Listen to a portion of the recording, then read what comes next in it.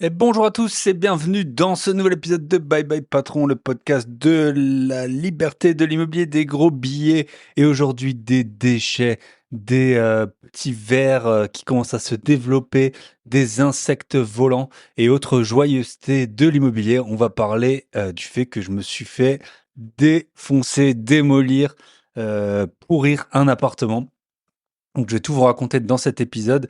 Je vous le dis d'avance, si vous voulez voir la vidéo que j'ai prise de l'appartement, je vais la mettre tout de suite sur mon site grosbillet.com. Donc vous allez sur grosbillet.com et il y aura la vidéo de mon appartement. Désolé, je suis un peu odieux dans la vidéo. C'était à 22h. J'ai dû encore aller mettre un verrou. J'étais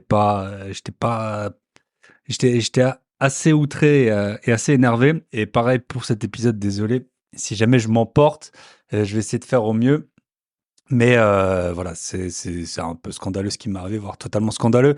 Donc voilà, désolé pour mon langage si jamais je me laisse aller.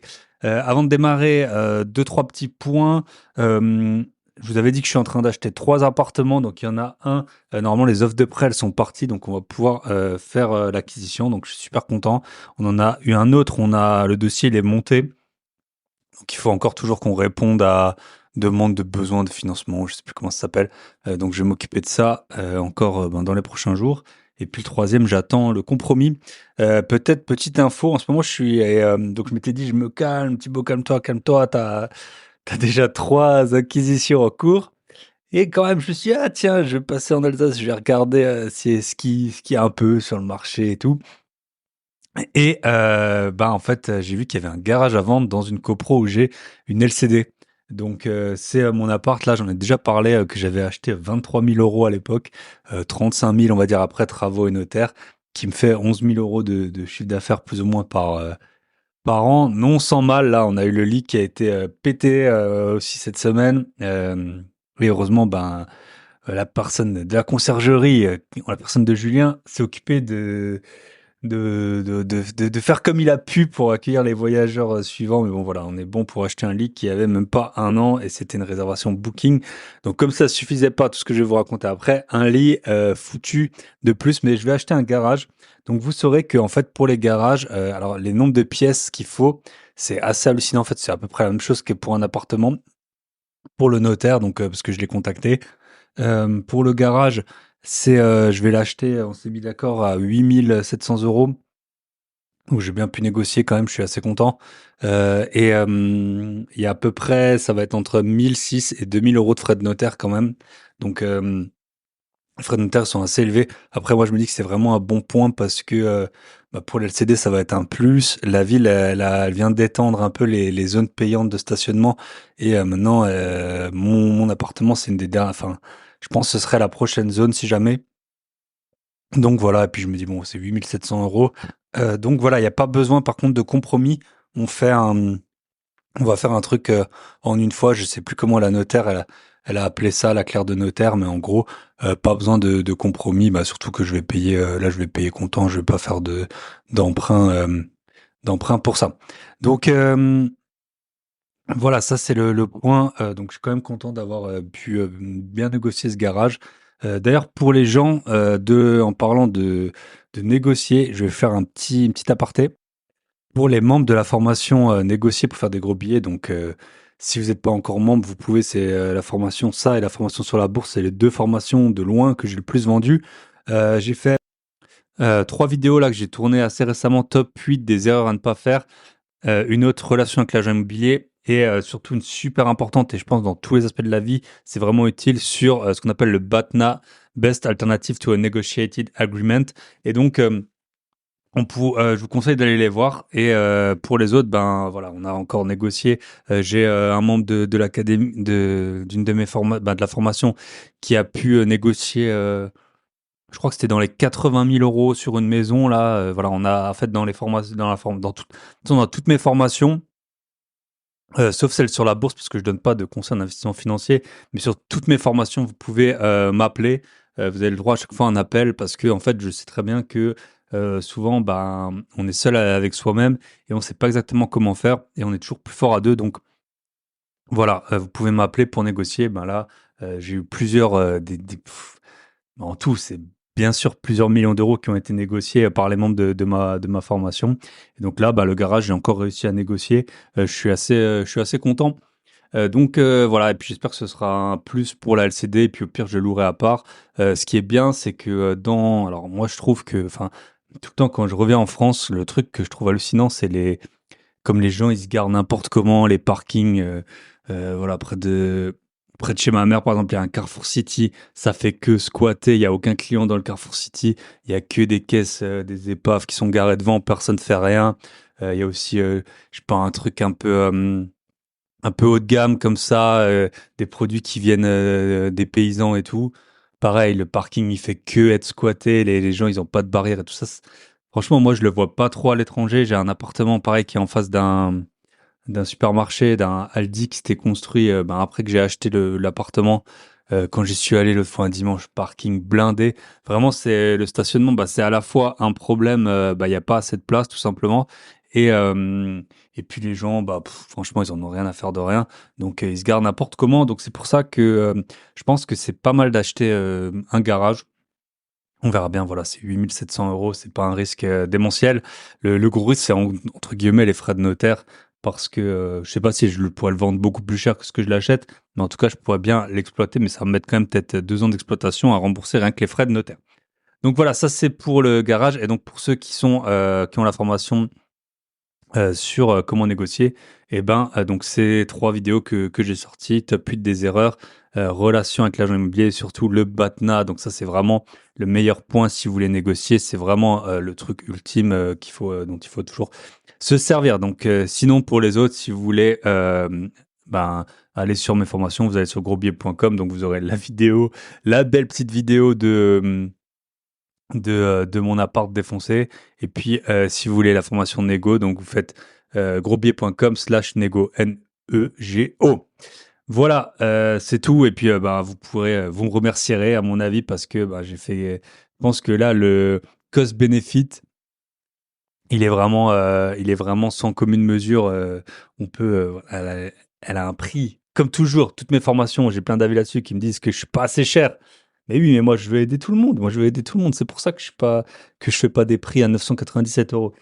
Et puis, vous pouvez gagner, voilà, fois 1000 c'est à peu près ça, hein, les ratios, hein. Il y en a qui ont fait à peu près fois 1000 entre ce qu'ils ont payé la formation et les réductions qu'ils ont réussi à obtenir. Donc voilà, je pense que j'ai fait un petit tour. Je pense que vous avez tous vu aussi passer. Il y a pas mal des amendements qui ont été votés. Donc bon, là, franchement, la France, c'est catastrophique à un niveau impôt. Augmentation de la flat tax de 10%.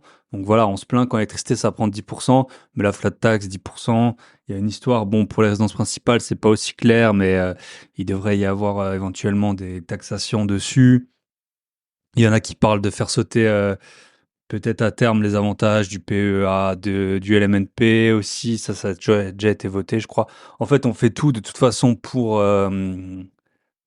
taxer, hein, les personnes qui entreprennent. Et puis, moi, je suis parti de la France parce que c'était pas pour des raisons fiscales au départ, mais voilà, on voit bien, il y a, enfin, je pense que tout le monde a un million d'exemples. Là, je vous donne l'exemple, la dame ma locataire qui a cassé mon appartement. Heureusement, j'avais la garantie Visal, ça a coûté peut-être 15 000 euros à l'État de prendre ça en charge. Elle a pas de boulot, donc en plus, chômage, tout ça, allocation. Du coup, je vous le raconterai, forcément, pour débarrasser, je dois payer quelqu'un. Vous vous en doutez, avec la facture, je vais l'attendre longtemps. Pareil, là, j'achète le garage. Il m'a proposé de payer une partie sous la table. Voilà, j'ai un de mes meilleurs amis. Après, c'est un de mes meilleurs amis, mais il s'entendait pas bien avec. Il avait commencé un nouveau boulot, il s'entendait pas bien avec. Il a fait une rupture conventionnelle pendant un an. Il était chez lui, il s'occupait de ses plantes et tout. Il était assez content. Puis là, il a postulé à un job et il en a trouvé un. Donc c'est pas. Enfin, voilà. Tout est fait pour toujours prendre l'argent et jamais regarder dans les dépenses. Il y a des trucs de malade. Bon, c'est pas la peine d'avoir d'épiloguer dessus. Moi, ça fait aussi 5 ans que j'ai une deuxième nationalité. Au début, on m'avait demandé pourquoi est-ce que je l'avais prise. Et ben là, pareil, ils veulent taxer éventuellement les étrangers, enfin les Français qui habitent à l'étranger et tout. Enfin, voilà. Comme toujours, de toute façon, il y a pas de, il y a pas de nouveauté. Hein, c'est toujours plus d'impôts, toujours plus de taxes, toujours plus de, voilà. Quand là, je tombe dans un appartement défoncé, il y a personne de l'État qui vient m'aider. Je vous en parlerai après des recours et tout, mais bon, vous vous en doutez bien qu'il y a pas grand-chose à faire. Voilà, je sais pas trop quoi vous dire. J'aimerais avoir des bonnes nouvelles, mais en tout cas, bah, je pense que pour la politique, on le voit bien. Moi, ça fait longtemps que je vote plus. Mais en gros, là, aux dernières élections, on a eu peut-être les plus libéraux qu'on pouvait avoir comme Premier ministre et ils augmentent les impôts de 10%, quoi. Donc, à mon avis, enfin voilà, il n'y a aucune élection qui permettra juste d'avoir un monde un peu sensé, quoi. On est à moi, je ferais peut-être un épisode. Il y a une année, ben, si vous avez écouté mon épisode, il y a une année où j'ai acheté 1 million d'euros d'immobilier. J'ai payé en taxes cumulées à peu près 170% d'impôts de mes revenus nets. 170% d'impôts. Donc voilà, c'est complètement taré. Dès qu'on fait de l'immobilier, ben, c'est à coût de dizaines de milliers d'euros, plus ensuite les taxes foncières, plus ensuite... voilà. On s'enrichit quand même, mais bon, voilà, moi j'ai toujours l'impression qu'on fait tout pour nous laisser pauvres et avoir des castes.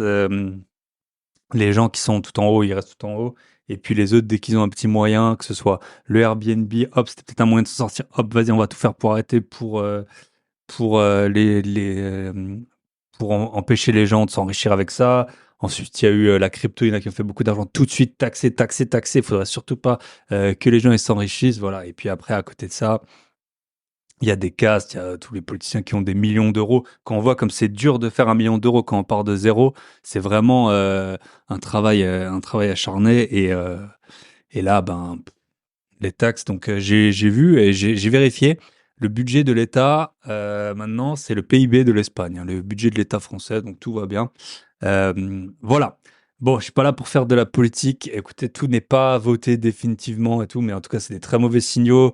Voilà, il y a beaucoup de gens qui partent, bah, notamment à Dubaï, hein, mais c'est pas pour rien. C'est pas pour rien. Moi, là où j'habite, j'ai plein de potes français. Je me dis, bah voilà, ils auraient pu être en France et puis contribuer au système. Mais non, en fait, c'est trop compliqué. C'est trop compliqué. Même si tu as fait un bac plus 5, en fait, tu n'arrives même pas à t'acheter juste un logement, une maison normale. Donc, voilà, les gens sont obligés de partir, plus rembourser des crédits étudiants et tout. Écoutez, c'est comme ça, c'est triste, mais moi, je ne mettrai pas mon énergie pour essayer de sauver une cause que j'estime plutôt perdue. Voilà, on se retrouve de l'autre côté avec bah, mon appartement défoncé. Ok, j'ai pris des notes parce qu'en fait, à la base, je voulais faire un épisode sur tout, quand tout sera réglé, du début à la fin. Mais en fait, j'ai vu qu'il y avait tellement d'infos que je vais en oublier. Et à mon avis, je peux déjà faire un épisode entier sur juste la partie là où on en est à l'heure actuelle.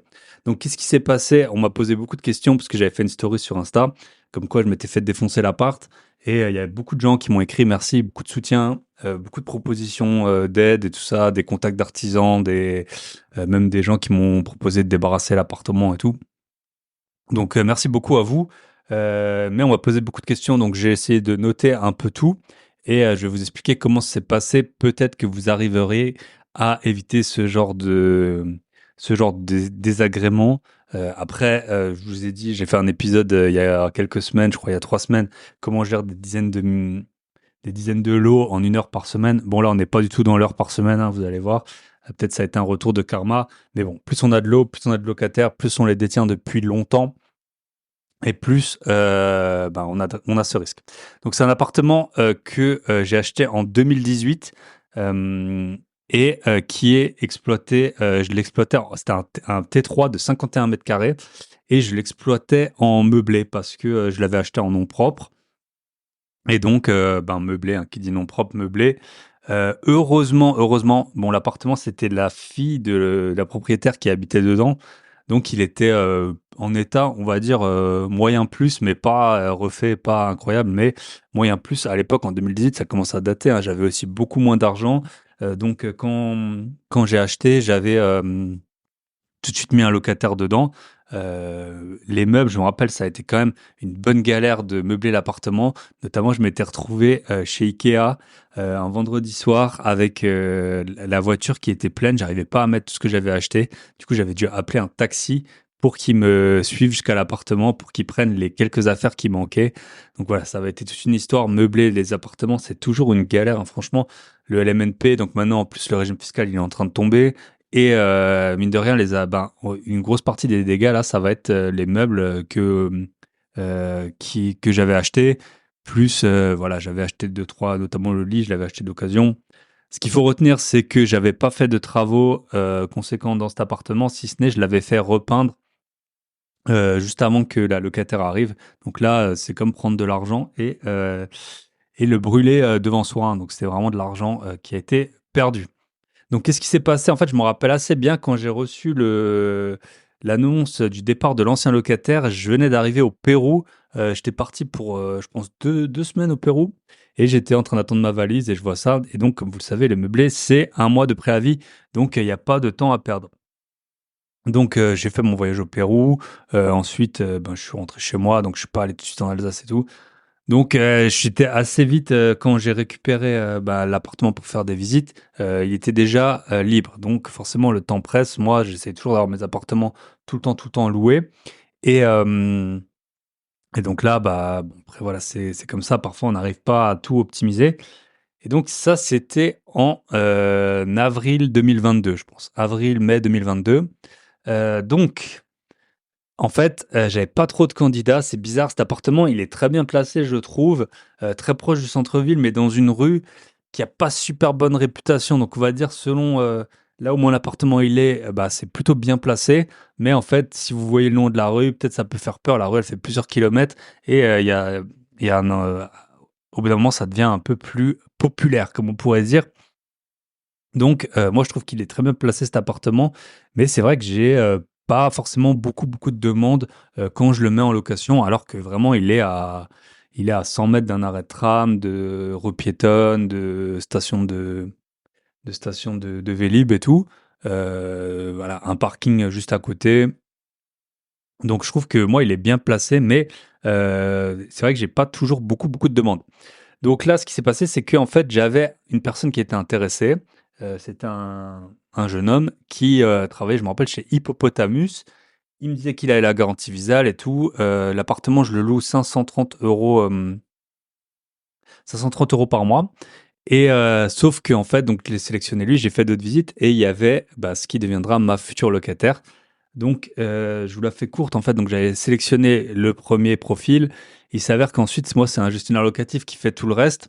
Et, euh, et en fait, je dis, mais ça traîne, pourquoi ça avance pas? En fait, cette personne qui travaillait chez Hippopotamus, elle n'avait pas déclaré ses impôts, je crois, ou quelque chose. En tout cas, elle n'était pas à jour de ses déclarations administratives. Du coup, elle n'avait pas le visa Visal. Donc, au bout de 3 semaines, j'ai dit, ok, tant pis. Ben, je prends donc l'autre personne. Donc voilà, c'est là où j'ai fait l'erreur entre guillemets. Après, voilà, je pouvais pas attendre indéfiniment non plus que la première personne, elle soit, bah, elle soit en règle et tout. Je savais pas du tout combien de temps ça allait prendre. Après, on n'est jamais, de toute façon, tant que les gens ils ont pas payé le premier mois et puis le dépôt de garantie, bah en fait, ils peuvent tout le temps changer d'avis. Donc je m'étais dit, ok, tant pis. Et donc en fait, j'avais cette candidate. Alors, je ne saurais plus dire l'âge qu'elle a exactement. Ce qu'il faut savoir, c'est qu'à ce moment-là, je cherchais aussi une femme de ménage pour un de mes Airbnb et elle s'était aussi portée candidate. Donc, en fait, elle était donc le point noir, mais blanc aussi, entre guillemets, c'est que à ce moment-là, elle n'avait pas d'emploi. Donc, elle était au chômage. Donc, normalement, bah, je ne prends pas les gens qui sont au chômage, mais en fait, elle m'a dit, soit je peux avoir un garant qui travaille en Suisse, mon ex-mari, soit la garantie visale. Alors, il faut savoir qu'en fait, les garants qui ont des revenus étrangers, c'est très compliqué de ce que j'ai entendu, parce que j'ai jamais essayé, mais de récupérer les fonds ben, quand ils sont payés. On peut pas avoir des saisies sur salaire aussi facilement que ce serait en France et tout. Donc, heureusement, j'ai dit non, moi, je veux la garantie visale. Et après, en fait, j'ai fait, et ça, je l'ai fait plein de fois par la suite. Dès que tu as la garantie visale, en gros, c'est bon, moi, je suis couvert. Je pensais être couvert. Je suis couvert et donc, j'ai dit: «Ben, c'est bon, go, on y va». Donc mon gestionnaire locatif, il fait les démarches et tout. Et ce qui se passe, c'est et quand je lui dis que c'est bon pour elle, elle me dit: «Waouh, c'est la meilleure, journée de ma vie, enfin, c'est la meilleure nouvelle, du moment, trop bien, je suis trop contente et tout», en plus, ma mère, elle habite juste à côté. Donc c'était une mère de famille, la trentaine, son fils, il avait 4 ans, donc voilà, sans emploi, qu'est-ce que je peux dire d'autre? Donc sa mère habitait pas loin et en fait, il faut savoir que les 3 gros problèmes que j'ai sur des appartements depuis que je suis propriétaire et dont, c'était, des mères de famille de jeunes enfants. Donc ça, en gros, bah, je sais pas si on peut je pense pas qu'on puisse faire, une loi statistique de ça, mais en tout cas 2 fois ça a été des mères de jeunes enfants et ça a été dans 2 pays différents que ça m'est arrivé et c'est là où j'ai eu les plus gros problèmes et le l'autre problème que j'avais eu, c'était une jeune fille, bon, sans enfant. Donc voilà, ça a été à chaque fois, moi, les 3 plus gros problèmes que j'ai eu dans les apparts, c'était à chaque fois des femmes et 2 fois des mères de famille. Donc après je comprends que, quand on veut nourrir son enfant, ça prenne, le pas sur, payer son loyer. Mais donc voilà, vous le saurez en tout cas, beaucoup de gens m'ont demandé donc mère de famille, la trentaine, voilà. OK, donc je la mets dans l'appartement et en fait, ce qui se passe là où ça m'a tout de suite, allumé, toutes les sirènes, c'est que peut-être 2 semaines après, je reçois un coup de fil de sa part et elle me dit qu'il y a un problème avec la gazinière, enfin, je sais plus si on appelle ça gazinière, enfin là où il y a les plaques et le four. Elle me dit: «Ouais, le four il marche pas, nani nanana». Je lui dis: «Bah, écou» et en fait, on l'avait changé, mais quelques mois avant. Donc je lui dis: «Écoutez, le four il a été changé il y a quelques mois. Hem, si jamais vous voyez avec le gestionnaire locatif». Et franchement, elle a complètement changé de ton, par rapport à ça. Et donc je me suis dit: «Waouh, là ça pue là». Donc ça, c'était mai 2022. Donc je vous fais un spoiler, mai 2022, c'est le premier dernier mois de loyer qu'elle a payé. Donc elle n'a jamais payé son loyer, si ce n'est juste, ben, au moment de la signature du bail, dépôt de garantie de 1 mois et et puis, le premier mois de loyer. Donc c'est le seul mois de loyer qu'elle a payé en 2 ans. Donc ensuite, ben, impayé directement, répond plus au gestionnaire. Alors le gros avantage que j'avais, c'était mon gestionnaire locatif, c'est lui qui a tout fait par la suite, pendant longtemps. Donc c'est lui il a essayé de la joindre, voilà, elle a pas donc bon, rien à faire.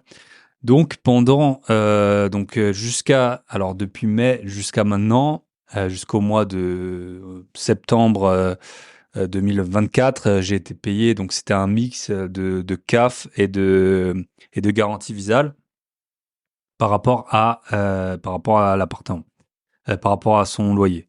Donc voilà, si vous vous demandez combien ça a coûté à la collectivité, 530 € fois 12 fois, plus ou moins, 30 mois. Donc on doit être aux alentours de 15 000 €.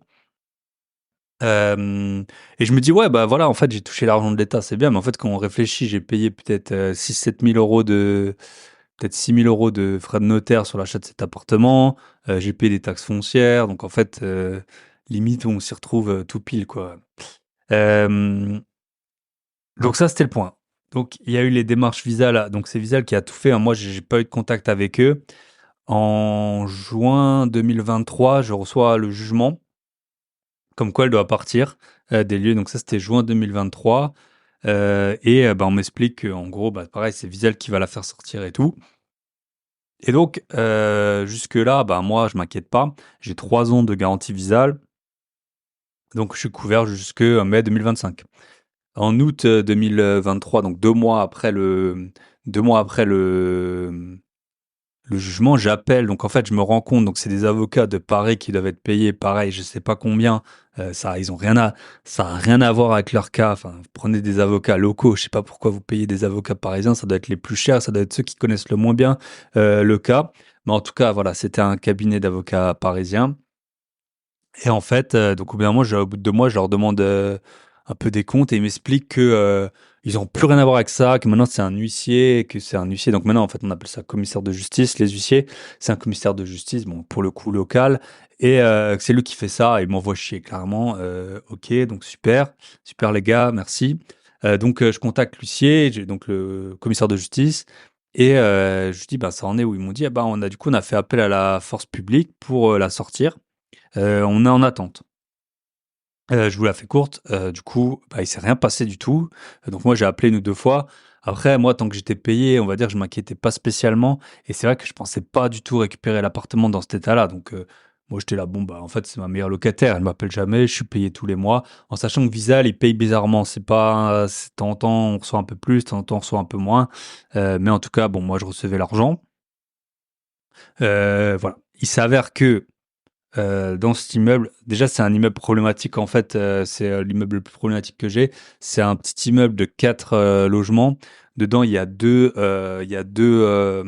logements sur 4 qui sont détenus par un propriétaire qui est globalement un cassos en fait, donc qui met n'importe donc quand il était dedans, donc en fait il loue des T3. Donc déjà dans ces T3, eux ils habitaient à 4 ou 5 je crois, et puis maintenant ils sont partis. Ils louent que à des familles de cassos, en fait. Ils parlent pas français, donc en gros, c'est un syndic bénévole. Donc en fait, c'est lui qui fait le plus de problèmes, lui et ses locataires. Mais sauf que, pour vous dire, il y avait une fuite d'eau. Tout le plafond d'un des WC, il était imbibé d'eau d'une de ses locataires. Et les gens, ils ont pas pensé à se dire. Donc vraiment, le truc, ça commençait à faire vraiment une grosse poche comme ça au-dessus des toilettes de plusieurs dizaines de litres. Et personne n'a pensé à s'en occuper, quoi. Donc c'est vraiment des cassos. Et en plus, ils parlent, bon, voilà, ils parlent pas français, donc donc ils peuvent s'occuper de rien. Donc en fait, c'est eux qui font le plus de bordel dans l'immeuble. Et quand il faut s'occuper d'un truc, ils peuvent s'occuper de rien parce qu'ils parlent pas français. Donc voilà, ils peuvent pas parler avec des gens qui interviendraient éventuellement dans l'immeuble. Donc déjà à l'époque, en fait, avant de mettre la locataire, je m'étais tâté à vendre cet appart. Mais bon, vu qu'il y avait les frais de notaire et tout ça, je m'étais dit, bah, je vais un peu le conserver, ça va continuer à amortir et tout, et puis tant que j'ai des locataires, bon voilà. Donc il s'avère que en fait, tellement c'est des cassos, la voisine avec qui je m'entendais très bien, donc en gros on est 3 propriétaires sur les 4, et ben elle s'est barrée parce qu'elle a vendu son appart, elle en pouvait plus d'eux, voilà, il faisait trop trop n'importe quoi. Scooter dans les communs, enfin des trucs comme ça, hein. Enfin, c'est vraiment voilà, génial. Et moi, c'est vrai que vu que je suis au rez-de-chaussée, l'appartement il est au rez-de-chaussée, j'ai un peu moins de gêne. Déjà, je n'habite pas dedans. Et puis en fait, eux, par exemple, sur le palier de leur porte, ils laissent un bordel de fou. Moi, ça me gêne moins parce que quand on est au rez-de-chaussée, c'est pas trop grave. Après, quand ils commencent à mettre des scooters dans les communs, bon. Voilà. Plus ils arrachent des plantes, enfin voilà, c'est vraiment des cassos. Donc elle a vendu, on a fait une AG, et celle qui s'occupait du syndic bénévole plus ou moins. Maintenant on a un mix bénévole avec une sorte de plateforme en ligne. Je sais pas si ça marche beaucoup mieux, mais bon, en tout cas c'est ce qu'on a. Et donc il y avait le nouveau propriétaire, et le nouveau propriétaire il était là à l'AG avec le cassos. Donc moi je dois tout le temps aller aux AG pour peser, parce qu'à nous deux on a plus que la moitié des parts.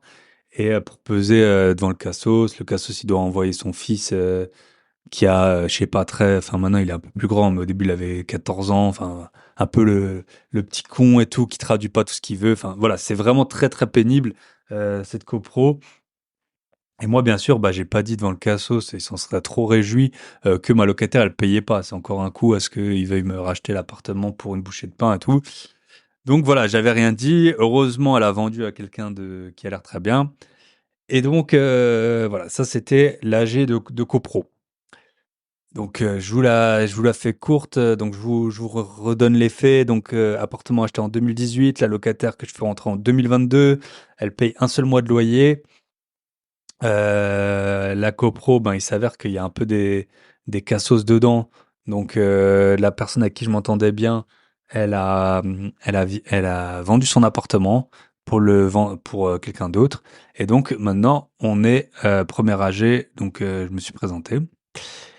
Et, euh, et voilà. Donc, ce qui se passe, c'est que moi, là, en fait, je commence à m'inquiéter à partir de cette année parce que je sais que j'ai plus que 1 an de garantie Visale, vu que c'est pour 3 ans. Et je vois qu'il se passe rien alors que ça fait déjà 1 an qu'il y a le jugement. Donc, je commence à harceler un peu le commissaire de justice. Je lui demande où ça en est. Aussi, la personne, le nouveau propriétaire, il m'explique qu'elle est enceinte, ma locataire. Donc, je me dis, putain, mais quel bordel, je vais jamais réussir à la sortir maintenant qu'elle est enceinte. Donc moi j'ai commencé à vraiment mettre la pression au commissaire de justice. Je lui ai dit ben ça en est où? Je lui ai dit c'est scandaleux. D'ailleurs j'en parle dans ma formation sur l'intelligence artificielle que en fait j'arrivais pas à rester calme, donc j'ai dû me servir de ChatGPT pour euh, pour qu'il adoucisse mes emails parce qu'en fait je m'énervais trop. Parce que je trouve aussi que l'État, entre guillemets, alors c'est pas la faute vraiment du commissaire de justice, mais tout ça, ça coûte un fric fou à la collectivité, et puis ça amène tous les problèmes qu'on connaît, voilà, de trop de cotises, pas assez de salaire, parce qu'on paye pour des gens comme ça, donc c'est vraiment scandaleux, mais bon. Et là, en fait, par hasard, dans un bar, sur une terrasse, il y a un mois environ, je croise le voisin.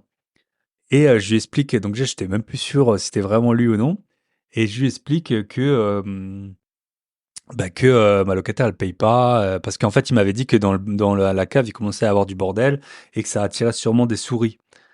Et donc il avait envoyé un message 2 3 jours avant, donc je lui dis bah écoutez voilà je vais en parler à ma locataire mais en fait elle paye pas, du coup j'ai plus de contact avec elle, bien sûr elle nous a bloqués et tout. Et là il me dit ah mais elle va bientôt déménager, apparemment elle va bientôt déménager. Donc je dis ok, bon bah bonne nouvelle. Je relance le commissaire de justice et tout, et je dis au voisin bah écoutez si vous savez qu'elle a déménagé, bah vous me le dites comme ça bah parce que sinon on n'est jamais prévenu. L'autre jour donc là on en arrive un peu à la période fatidique. Donc c'était pas donc là vous allez écouter l'épisode, on sera le parce que j'enregistre le week-end précédent la diffusion. Donc on sera le 23, donc dans la week-end 23 octobre, dans la semaine du 7 octobre. En fait, je reçois un message du voisin et il me dit bah écoutez, visiblement j'ai vu la voisine déménager et il y a les clés qui sont sur la porte. Et sachant que l'appartement il est au rez-de-chaussée. Donc je lui dis merci. Est-ce que vous pouvez prendre les clés s'il vous plaît pour ben en fait j'ai pas envie de me taper des squatteurs. Ça fait déjà 2 ans qu'il y a quelqu'un qui paye pas dans l'appartement. Donc je lui demande de prendre les clés et je dis je viendrai les récupérer ce week-end. Vendredi, donc ça c'était peut-être le mardi. Le vendredi, donc c'était le vendredi 11 octobre. Il y a les voisins qui m'appellent. En fait, je vois pas l'appel parce que enfin, j'avais pas mon téléphone sur moi. Et ils me disent, ouais, en fait, il y a la voisine qui est la locataire, donc ma locataire, qui est de retour. Et, euh, en fait, elle pensait avoir perdu ses clés. Donc, moi, je pense qu'elle a changé d'avis, tout simplement, la connasse. Elle est là avec un serrurier. Donc, oui, ben, payer un serrurier, c'est pas cher quand on paye pas son loyer hein, et qu'on paye rien dans la vie. Et, euh, et donc, elle est là avec un serrurier. Et du coup, je vais lui rendre ses clés. Je dis, bah oui, rendez-lui ses clés, c'est bon. Et donc, les voisins, ils sont vraiment super gentils hein, d'avoir fait tout ça. J'ai rendu les clés, puis voilà, on verra. Moi, en gros, à ce moment-là, j'étais pas pressé par le temps parce que je me dis, bon, là, elle a déménagé, trêve hivernale, 31 octobre. Au pire du pire du pire, ben voilà, je récupérerai mes clés début avril et puis c'est bon, quoi. Là, elle est quand même sur le départ. Et je reçois un message de la voisine qui me dit, écoutez, là, la locataire m'a laissé ses clés. Donc là, elle est vraiment partie. Par contre, je vous conseille de venir aujourd'hui parce que j'ai l'impression qu'il n'y a plus de verrou. Donc là, j'étais pas encore trop stressé, mais je me dis, voilà, verrou. En gros, c'était le verrou qui fermait toute la porte. C'est sans le verrou, tu rentres, t'appuies sur la poignée, tu tournes la poignée, tu rentres. Donc, plus de verrou. C'est vraiment un épisode très terre à terre, hein. Et encore, on en est qu'au début. Donc, voilà ce qui se passe, plus de verrou. Donc, moi, je fais tout ce que j'ai à faire. Je vais dans 2 apparts que je suis en train d'acheter avec mon artisan ce jour-là pour voir pour des travaux. J'enregistre un podcast je suis invité sur un podcast. Je mets un garage que j'avais qui venait de se libérer en location. Je signe un bail. Je passe chez Ben, un des membres d'une de mes formations, avec qui on s'était déjà appelé, et puis je le vois pour la première fois dans son immeuble et tout. Je dis bon, je vais aller voir l'appartement. Donc franchement, j'avais déjà fait une grosse journée, j'étais un peu éclaté. Il était 17 h et quelques. Et là, je vais donc heureusement, j'avais gardé un double des clés de cet appart, donc surtout des communs, parce que sinon en fait, j'aurais même pas pu accéder aux communs et donc à l'appartement. Donc ça, je vous conseille vraiment, hein, faites tout le temps un double des clés. On n'a pas le droit de rentrer dans le logement des locataires, Mais vous verrez, ça vous servira plein de fois, surtout quand il faut remettre le bien en location, ou au moins bah, rentrer dans les communs. Donc je rentre dans les communs, et là, en fait, j'en trouve la porte, et là, je vois le chaos. Le chaos, donc vous pouvez voir donc sur mon site grosbillet.com, il y a la vidéo que j'ai tournée quelques heures après. En fait, j'étais tellement saoulé. Moi, je m'attendais pas du tout à ça, en fait. Je me suis dit, bon, c'est une mère de famille, donc elle avait déjà un enfant, elle a eu un autre, un bébé, apparemment, elle a accouché en mai. Je me suis dit, ok, elle est partie. En plus, elle doit pas avoir trop d'argent, donc elle va pas laisser des affaires dans l'appartement parce que bah, si on n'a pas d'argent, on laisse pas des affaires. Et en gros, je rentre dans l'appart, mais je suis même pas allé partout. J'étais tellement saoulé. Il y avait le chauffage à fond. Bon, c'est chaudière individuelle au gaz, donc normalement c'est elle qui paye. Il y avait c'était un film d'horreur en fait. Des vêtements partout sur le sol, un McDo. Donc on était le 11 octobre. J'ai vu un McDo, une livraison du 4 octobre, donc une semaine, chauffage à fond. Il y avait une cuisse de poulet ou de canard à l'air libre. Il y avait déjà des poils de moisissure. Il y avait je sais pas si c'est des mythes, mais comme des insectes volants. Le frigo laissé blindé. Le frigo, je l'avais acheté neuf quand j'avais acheté l'appartement. Voilà, des poubelles partout. Franchement, j'étais trop dégoûté. L'appart, il y a une chose, c'est une chose de pas avoir d'argent. Bon, déjà, dans ce cas-là, on se débrouille pour quand même payer son loyer. En plus, avec toutes les aides et tout qu'il y a en France. En plus, c'était pas un loyer incroyable, c'était 530 € pour un T3. Franchement, je pense maintenant, c'est peut-être mon loyer quasiment le plus faible, alors que c'est un T3. Mais bon, comme je vous l'ai dit, vu que la copro, elle est pas incroyable, je loue pas trop cher. Et voilà, en fait, je suis resté 2 minutes dans l'appart, ça m'a trop saoulé. Du coup, je dis, mais je fais quoi en fait? Je fais quoi maintenant là? Il y a plus de verrou, j'ai les clés, mais je sais pas si elle va. Donc il y avait un vélo, une télé, bien sûr des couches usagées, hein, des couches usagées, tous mes meubles défoncés. Donc il y avait un canapé, un beau canapé un peu style scandinave défoncé, lit défoncé, tout était trash, le sol, on peut arriver à peine à marcher et tout. Les toilettes, il y a même plus d'eau dedans, je sais même pas comment je vais régler ça, il y a même plus d'eau dedans. Voilà, dégueulasse. Les murs, deux murs pétés et tout. Franchement, dégueu, dégueu. Donc, en fait, j'appelle le commissaire de justice et je lui dis, bah voilà, écoutez, là, je fais quoi en fait? Maintenant, j'ai les clés, je sais pas quoi faire. Et donc il me dit, bah, en fait ça correspond à un abandon de logement quand elle laisse les clés à la locataire. Donc ce que vous pouvez faire, vous venez chez moi, vous me laissez les clés et lundi je constaterai donc je ferai la reprise du logement, ils appellent ça comme ça. Donc heu, le, hem, donc moi j'y vais, il ferme à 6 heures, il était genre 6 heures moins 10. J'y vais, je laisse les clés au commissaire de justice. Et je lui parle de la garantie Visal. Je dis: «Mais Visal, il dédommage, 2 mois de loyer». Donc bien sûr, moi j'estime qu'il y a 4 000 à 5 000 € facile de dégâts sur tous les meubles en fait. Et il me dit: «Ouais, mais alors là, en fait, il faut faire un état des lieux et moi je peux faire la reprise du logement lundi». Donc déjà, moi, j'avais pas envie de laisser le logement 3 jours ouvert et hem et ça, ce sera pas un état des lieux. L'état des lieux, en gros, faut la convoquer 8 jours avant et c'est que sur base de l'état des lieux que vous pourrez faire la demande à Visal et l'état des lieux, il coûte environ, 400 €, il me dit, et je peux la faire que mi-novembre parce que là, en gros, vu qu'il y a toutes les expulsions et tout, donc là, je me dis: «Putain, donc en fait, je suis pas du tout couvert. J'ai zéro couverture avec cette garantie Visal pour les dommages». Alors autant j'étais content pour les loyers, mais là, je fais mes calculs, donc au mieux, je vais récupérer 1 000 €, j'ai déjà 400 € j'ai déjà 400 € d'état des lieux. Je suis même pas sûr de récupérer les 1000 et en plus, je dois attendre un mois, donc je perds un mois de loyer, en gros. Et moi, je me dis: «Mais en fait, je peux pas, il y a de la bouffe et tout, je peux pas laisser la porte comme ça pour jusqu'à l'état des lieux de sortie. Il y a tout qui va pourrir, je vais avoir des rats, tout va être, sous le parquet, il va y avoir des vers et tout, je peux». Donc vraiment, en fait, j'étais dans la merde, quoi, hein, faut le dire, hein. Je savais pas quoi faire. Je me retrouve avec un appart où il y a plein d'affaires encore dedans. Donc ça fait bizarre, hein. Bien sûr, j'ai dit au commissaire de justice que j'étais pas rentré dans le logement. Ça fait bizarre. Tu te dis, elle va venir, elle va revenir. Moi, j'ai pas envie qu'elle revienne maintenant. Mais d'un côté, il y a une télé, il y avait Par exemple, je sais pas, des soutiens-gorge avec des neufs, avec l'étiquette encore et tout. Donc, ouais, j'étais un peu dans la merde. Donc, j'en parle le soir. Je vais au bar d'ailleurs, de nouveau, bah, quand je suis en Alsace, je passe voir les potes. Et j'en parle avec un de mes potes et il me dit, mais là, attends, on peut pas laisser l'appart ouvert. Vas-y, moi donc faut toujours avoir des potes hein, dans l'immobilier. Lui, il a un chantier pas loin de là où j'ai l'appart. Il me dit, vas-y, j'ai des, euh, j'ai des verrous. Donc, on peut aller en poser un si tu veux. Donc, à 22 heures, on va mettre le verrou. J'étais encore avec un deuxième ami, donc on était trois. Le deuxième ami, il m'avait aidé à monter les meubles. Donc, franchement, c'est la honte, quoi. Le gars, il m'avait aidé gratuitement à monter un lit et tout. Et là, entre guillemets, il voit que son travail, bah, il a été, bien sûr, c'est un de mes potes. Je l'avais pas payé pour ça. Il m'avait aidé, voilà, comme on se donne des coups de main entre potes.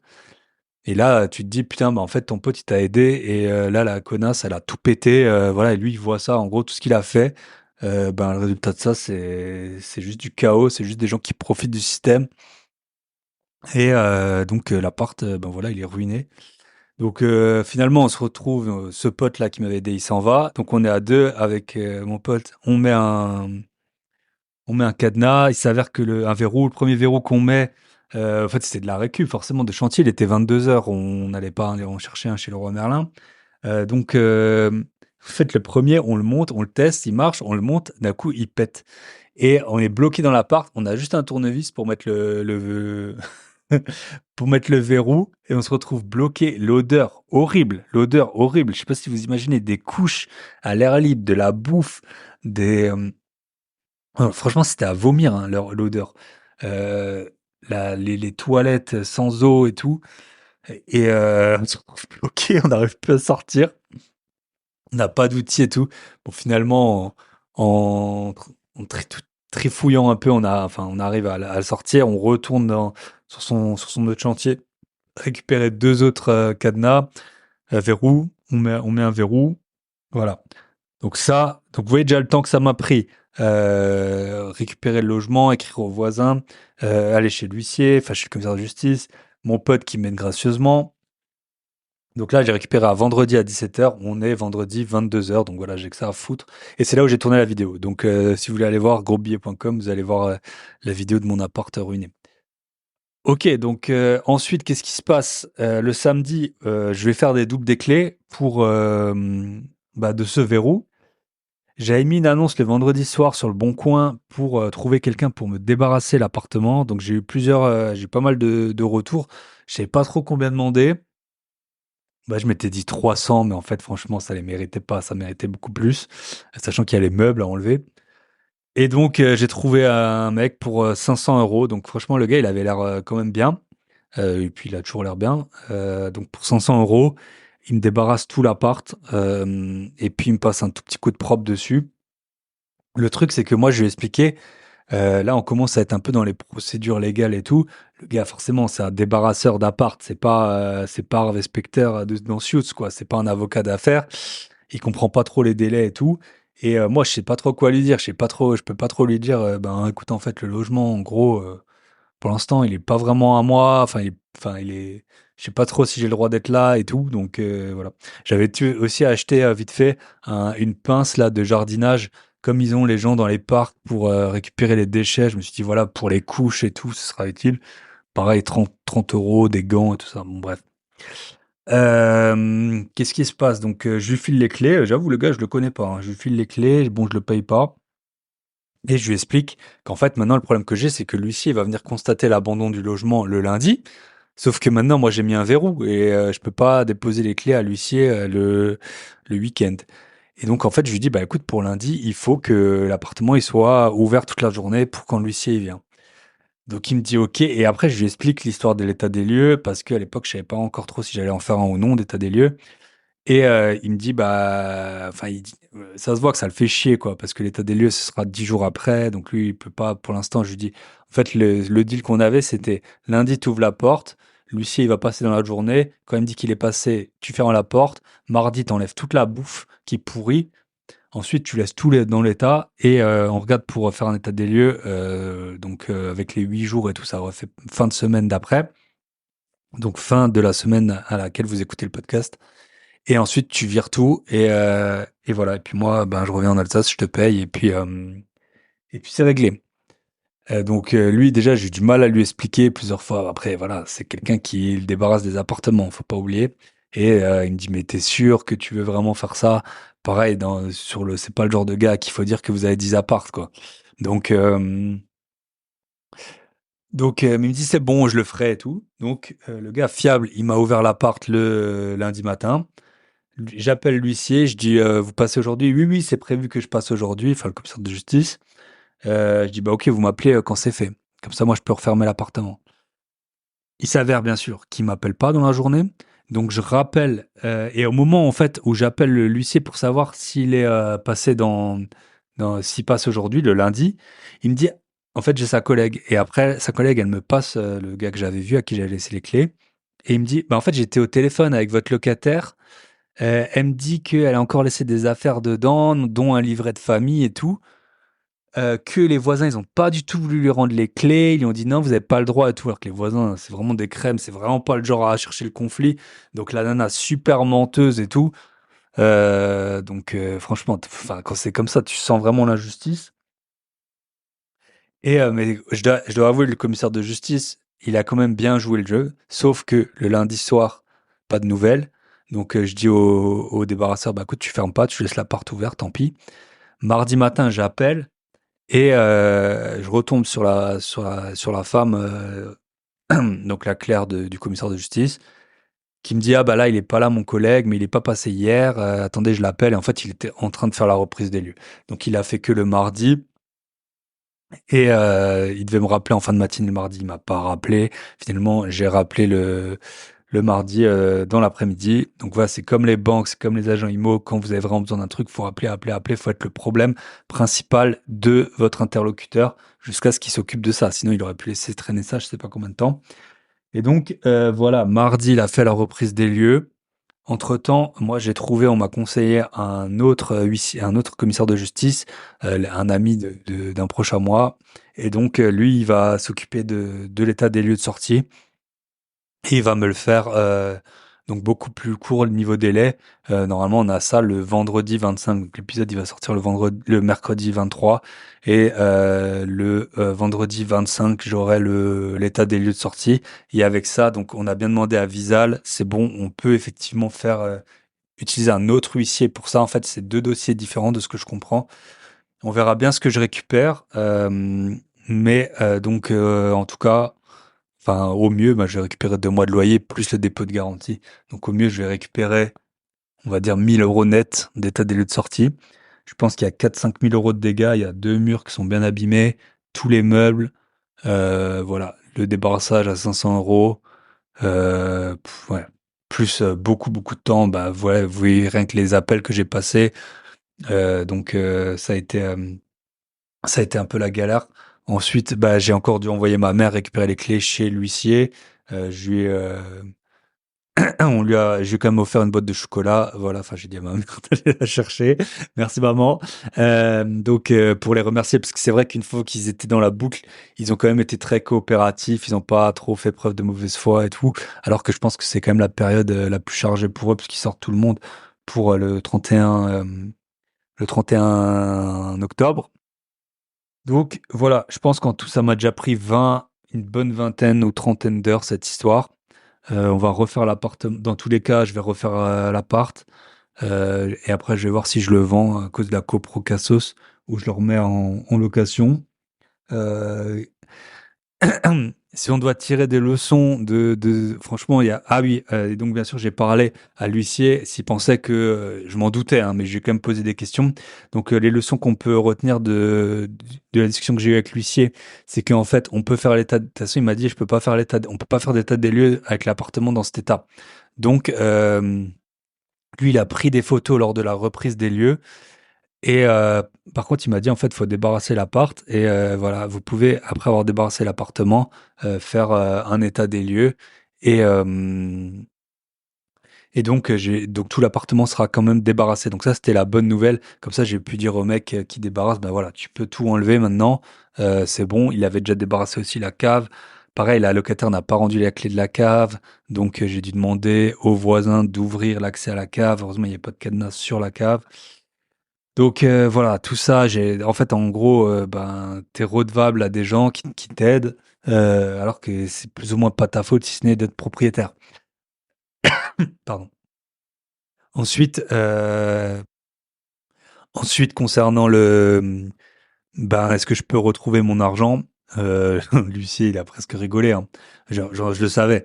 Il y a Joe, parce qu'en fait, tous les gens autour de moi, même j'ai un de mes proches qui est avocat et tout, il me dit, vas-y, tu portes plainte, faut la faire chier, faut prévenir la DAS, c'est pas normal d'avoir des enfants dans ces conditions.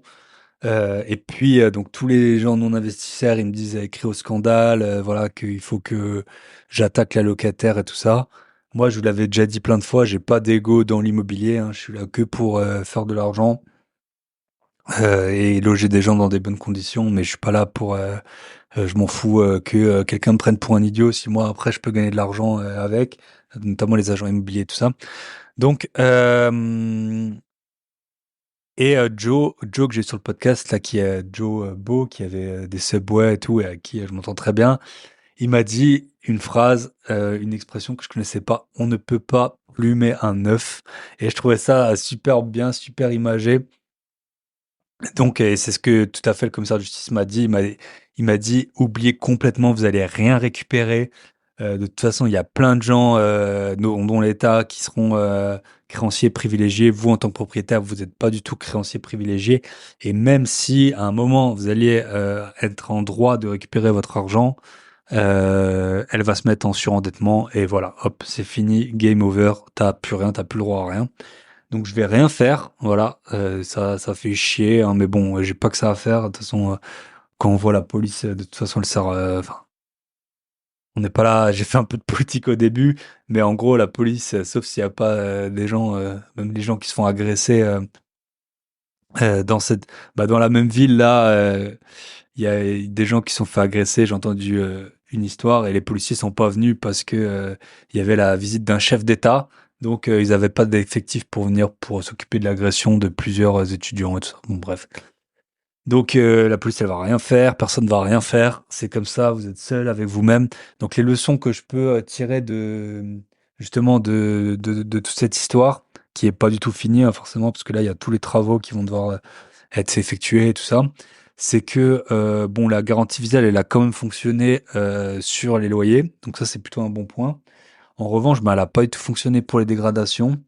Et donc, éventuellement, je vais regarder peut-être pour les prochains biens, surtout ceux que j'ai refaits, pour éventuellement avoir une garantie juste dégradation. À voir si ça fonctionne.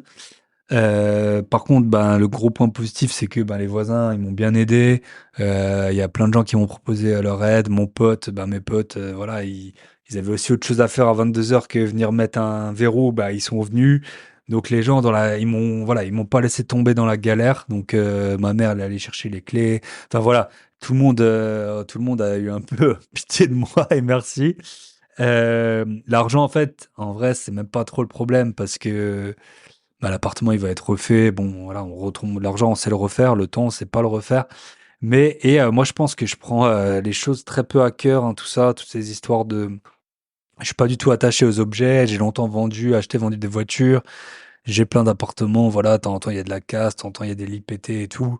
Ça m'affecte pas trop, mais là, je dois avouer que ça m'affecte quand même parce que c'est vraiment, en fait, la locataire qui profite à mort du système, qui se fout ouvertement de ta gueule en fait. Quand elle prend l'appartement, elle sait déjà qu'elle va pas payer. Quand elle te rend l'appartement, c'est pas une histoire de j'ai pas d'argent, j'ai pas pu payer mon loyer. C'est en mode je te défonce tout. Après j'ai parlé avec le commissaire de justice, avec Joe aussi là qui avait eu un impayé. Les gens qui payent pas, ils vous défoncent l'appartement. C'est des gens, c'est vraiment de la c'est des animaux, en fait. C'est des animaux, ils ont aucun respect pour rien, ni pour le travail des gens, ni pour, les objets, ni pour, le toit ou je sais pas moi, si j'ai un enfant, là où mon enfant il est né, ça ne viendra pas à l'esprit de 4 mois après défoncer tout, quoi. Donc Et pareil, elle a laissé franchement, elle a laissé un vélo qui avait l'air quand même assez récent, une télé, je sais pas si elle fonctionnait ou pas. Moi, en fait, c'est ça, vu que j'avais pas le temps et franchement, l'odeur était tellement insoutenable dans l'appart, j'ai dit au gars, les 2 trucs, c'était le frigo et la gazinière qui était assez récent, que j'avais acheté et j'ai dit: «Tout le reste, tu dégages tout, tu dégages tout». J'ai pas le temps, j'avais même pas envie de brancher la télé, voir si elle fonctionnait. Donc voilà, donc en gros, les gens, bah, c'est des porcs, alors ils sont pas tous comme ça, hein, mais ils cassent tout, ils ont des respects pour rien et vous, vous avez que vos yeux pour «pleurer» entre guillemets et ben, vos proches pour vous aider. Donc prenez soin de vos proches, comme je le dis, hein, souvent, hein, à la fin des épisodes. Voilà, voilà. Donc Visal, c'est pas magique et au mieux, ben, vous le saurez, vous allez récupérer en gros l'équivalent de 2 mois de loyer au mieux, moins le coût de l'état des lieux de sortie par un huissier. Parce que ça, je savais pas que ça devait être, aussi, fait par huissier. Moi, c'était mon gestionnaire locatif, donc un pro qui avait fait l'état des lieux d'entrée. Et par contre, ben là, ben, l'état des lieux de sortie, c'est payant, c'est pour vous, alors que les autres démarches, eh ben ça c'était gratuit, hein.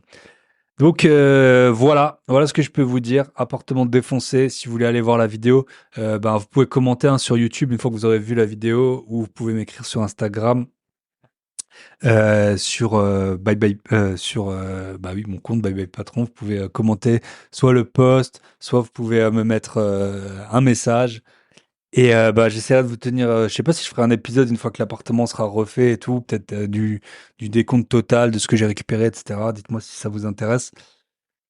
Voilà, c'est le jeu. Bon, l'appartement, bah, je l'ai depuis 6 ans, j'ai eu plein d'autres appartements, ça m'était jamais arrivé, mais en tout cas, j'avoue que moi, j'avais pas fait le lien entre les gens qui payent pas leur loyer, cassent tout, sont des animaux, sont des gros cons, et ont de respect pour rien, ni même pour leurs enfants, parce qu'il y avait 2 enfants qui étaient censés, qui vivaient là, quoi. Donc, voilà ce que je peux vous dire. J'espère que ça vous arrive jamais, et bah, si ça vous arrive, force à vous. Force à vous. Et puis pour le reste, ben, si vous voulez, nous rejoindre sur l'académie des gros billets, grosbillets.com, vous avez accès à toutes mes formations. Je devrais faire une formation genre, sophrologie là, ne pas prendre trop les choses à cœur. Et si vous voulez nous rejoindre au Club Invest pour faire vos premiers investissements rentables, bon, l'appartement, je vous ai pas dit, l'appartement, je l'ai acheté, je l'avais très bien acheté, 54 000 euros, loué 530 euros par mois. Donc, je l'avais très bien acheté, j'avais pu bien négocier. Et pourquoi je l'avais bien acheté? La vendeuse, elle avait besoin de fonds pour payer, en fait, elle habitait dans un grand immeuble de pas peut-être 12 étages et il y avait un ravalement de façade avec isolation, isolation par l'extérieur et en fait, les coûts, ils s'étaient emballés et elle avait payé plus de 30 000 40 000 euros, je crois. Donc elle avait besoin des fonds. Voilà, j'étais là au bon moment. Je l'avais acheté 54 000 euros et 530 euros, donc c'est pas mal. Mais bon, là, si c'est pour perdre comme ça, one shot, 4-5 000 euros. En fait, si vous regardez, je l'ai acheté à 6 ans, entre les frais de notaire, là, les 4-5 000 euros de meubles que je vais perdre, c'est limite, je suis à zéro, quoi. Donc voilà. Après, c'est le jeu, c'est pour ça qu'il faut en faire plusieurs, qu'il faut enchaîner. Je vous le dis tout le temps, hein, enchaîner les lots, empiler les lots comme des Lego, négocier, acheter des biens pas chers. Parce qu'imaginez, le même appart, j'aurais pu l'acheter à Nice, il aurait coûté peut-être 200 000 euros et il se serait fait défoncer pareil, quoi. Donc là, j'aurais que mes yeux pour pleurer. Je vous souhaite, donc si vous voulez nous rejoindre, faire des gros billets, parce que malgré tout, on en fait, www.grosbillet.com. Et si vous voulez rejoindre le Club Invest pour qu'on vous accompagne, qu'on vous colle à la culotte, pour que vous fassiez des investissements, clubinvest.fr. Là, ce coup-ci, il n'y a pas de www. De toute façon, vous savez m'écrire info@patron.net. Vous avez toutes mes données. Je vous souhaite tout le meilleur. Ah, dernier point avant que je clôture, je crois pas que j'en ai parlé en intro. Je suis en train, donc la formation sur la bourse, je suis en train de faire déjà, je vous donne un code promo spécial pour les hausses d'impôts, code de 20 euros, le code Barnier. Comme notre cher Premier ministre, il sera valable pendant une semaine. Donc le code Barnier, Barnier, moins 20 euros. Et en fait, la formation sur la bourse, je suis en train de la refondre, de la remodeler. Je suis en train de faire un truc, j'ai tout réfléchi là. Et je vais faire un truc super, super efficace pour que tout le monde passe à l'action en bourse. Et quand ce sera prêt, eh ben, j'augmenterai le tarif de la formation parce que bah, il y aura un module en plus et qui est vraiment. Je trouve que j'ai vraiment l'idée du siècle pour tous les investisseurs en bourse débutants ou qui ont jamais, surtout ceux qui ont jamais investi. Donc, vous aurez accès à toutes les mises à jour si vous êtes membre de la formation sur Bourse de la théorie au gros billets et notamment à ce nouveau module. Et puis, bah, une fois que je lancerai le nouveau module, et ben, bien sûr, je vous montrerai un peu le prix. Donc, profitez du code promo www.grosbillet.com/bourse. Je vous souhaite tout le meilleur. Prenez soin de vous, de vos proches, de vos appartements, je l'espère. Et on se retrouve la semaine prochaine. À très bientôt. Bye bye.